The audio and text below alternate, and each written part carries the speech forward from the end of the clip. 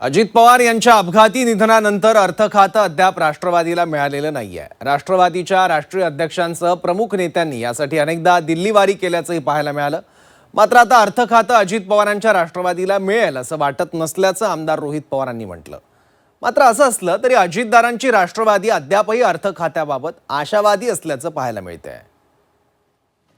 अमित शाह साहेब मुंबईत आले होते आणि त्यांनी भेट सुनेत्रा काकींना नाकारली, त्यामुळे एवढं महत्त्वाचं खातं मिळेल असं वाटत तरी नाही। भविष्यवेत्ते रोहित पवार हल्ली व्हायला लागलेले आहेत। रोहित पवार यांच्यामध्ये सध्या स्पर्धा लागलेली आहे। कुठलं तरी स्टेटमेंट करून मीडियाचं लक्ष आपल्या स्वतःकडे आकृष्ट करायचं। मला विश्वास आहे की राज्याचे मुख्यमंत्री दिलेल्या वचनाप्रमाणे ते वचन पाळतील। दिवंगत नेते अजित पवार यांनी 2023 मध्ये राष्ट्रवादी काँग्रेसमध्ये बंड करत समर्थक आमदारांसह महायुतीच्या सत्तेत सहभागी झाले। सत्तेत सहभागी झाल्यानंतर अजित पवार यांनी उपमुख्यमंत्री पदाची शपथ घेतली आणि त्यांना अर्थ खातं देण्यात आलं।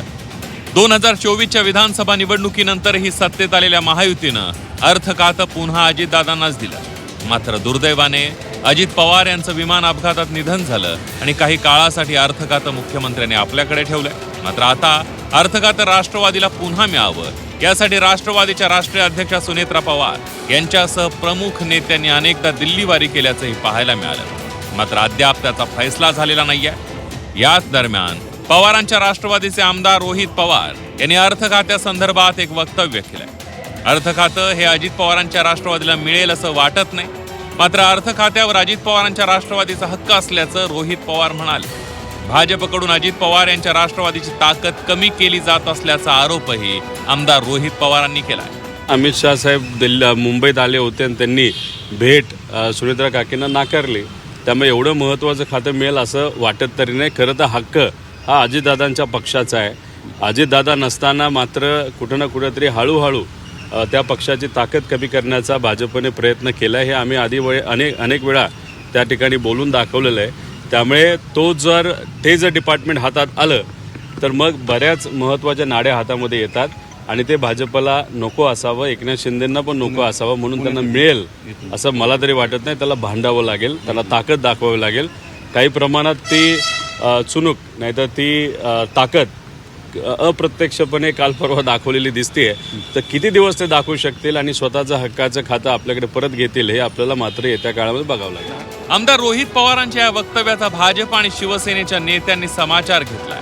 रोहित पवार हल्ली भविष्यवेत्ते होत असल्याचं म्हणत भाजप आमदार प्रवीण दरेकर यांनी त्यांच्यावर टीकास्त्र टाकलंय। तर रोहित पवार हे कोणतंही वक्तव्य करून माध्यमांचं लक्ष आपल्याकडे वेधण्याचा प्रयत्न करत असल्याची टीका शिवसेना नेते आणि मंत्री आशिष जयस्वाल यांनी केली आहे। अमित शाह रोहित पवारांना विचारून भेटी देत असतील किंवा त्यांचं बोलणं झालं असेल की भेट नाकारले म्हणून, तुम्हाला मला ते माहीत नाही आहे। आता त्या ठिकाणी अर्थमंत्री पद काय करावं काय नाही करावं हा सरकारचा विषय आहे। परंतु मला वाटतं भविष्यवेत्ते रोहित पवार हल्ली व्हायला लागलेले आहेत। जी गोष्ट माहीत नाही तर अंदाजे आपलं काहीतरी ठोकायचं, मीडियात चर्चेत राहायचं, याच्या पलीकडे काय नाही आहे। उपमुख्यमंत्र्यांना आपल्या अमितभाईंना भेट घ्यायची असेल तर देतील भेट ते, परंतु प्रत्येक गोष्टीचा अंदाज लावायचं, राजकीय काही ट्विस्ट करता येते का, हाच रोहित पवारांचा उद्योगधंदा झालेला आहे। रोहित पवार यांच्यामध्ये सध्या स्पर्धा लागलेली आहे। कुठलं तरी स्टेटमेंट करून मीडियाचं लक्ष आपल्या स्वतःकडे आकृष्ट करायचं आणि सातत्याने महाविकास आघाडीमध्ये मी श्रेष्ठ आहे हे दाखवण्याचा त्यांचा प्रयत्न आहे आणि त्या माध्यमातून अशा पद्धतीचे सलग ते वक्तव्य करत असतात आणि समाजामध्ये खोटं भ्रम त्या ठिकाणी निर्माण करत असतात। राष्ट्रवादीला अर्थ खातं मिळण्याबाबत आमदार रोहित पवार यांनी शंका उपस्थित केली असली तरी राष्ट्रवादी मात्र अर्थ खात्याबाबत आशावादी असल्याचं पाहायला मिळत आहे। रोहित पवार यांनी विरोधक म्हणून हे वक्तव्य केलं असलं तरी भाजपवर आपला विश्वास आहे। अर्थ खातं हे राष्ट्रवादीलाच मिळेल असा आशावाद दादांच्या राष्ट्रवादीचे माजी आमदार अमोल मिटकर यांनी व्यक्त केला। रोहित पवारांनी विरोधी पक्षाच्या भूमिकेतून ती टीका केली असली तरी मला विश्वास आहे की राज्याचे मुख्यमंत्री दिलेल्या वचनाप्रमाणे ते वचन पाळतील। मात्र ताकद हळूहळू कमी करण्याचा प्रयत्न भाजपकडून होत आहे असे आरोप त्यांनी केले। नाही, त्यांनी काय आरोप करायचे हा त्यांचा वैयक्तिक प्रश्न आहे, पण आमची ताकद नक्कीच आम्ही वाढवण्याचा प्रयत्न करू। जर कुठं कमी दिसत असेल तर आमदार रोहित पवारांनी तसं सांगावं, जिथे काही कमी दिसत असेल ते दुरुस्त करून पुढे जाऊ। तर दुसरीकडे महिना ते सव्वा महिन्यापूर्वी जय पवार यांनीही अर्थ खात्यासंदर्भात मुख्यमंत्र्यांसोबत चर्चा झाल्याचं म्हटलं होतं. लवकरच अर्थ खाता आपल्याला मिळेल असा आशावाद सुद्धा जय पवार यांनीही व्यक्त केला होता. अर्थ खातं अजून आपल्याकडे नाही आलंय म्हणून काय काय ठिकाणी आपले विकास कामं थांबलेत, तसं नाहीये. त्यावेळेस काय झालं, दादा आपल्याला सोडून गेले, अर्थसंकल्प तिथं जवळ होता, त्याच्यामुळे सीएम साहेबांनी ठरवलं की त्या क्षणाला ते अर्थ खातं त्यांच्या जवळ ठेवतील.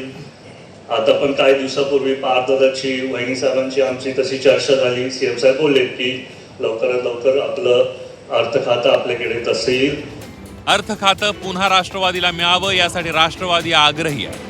मात्र अमित शहानी सुनेत्रा पवारांना भेट नाकारल्याचा मुद्दा उपस्थित करत रोहित पवार यांनी अर्थ खातं राष्ट्रवादीला मिळण्याबाबत शंका उपस्थित केली आहे. मात्र अजित पवार यांच्या राष्ट्रवादीचे अर्थ खात्यासाठी जोरदार प्रयत्न सुरू आहे. राष्ट्रवादी अर्थ खात्याबाबत आशावादी असल्याचं पाहायला मिळतंय. आता भाजपचे पक्षश्रेष्ठी अर्थ खात्यासंदर्भात नेमका काय निर्णय घेतात ते पाहणं महत्त्वाचं ठरणार आहे. ब्युरो रिपोर्ट झी 24 तास.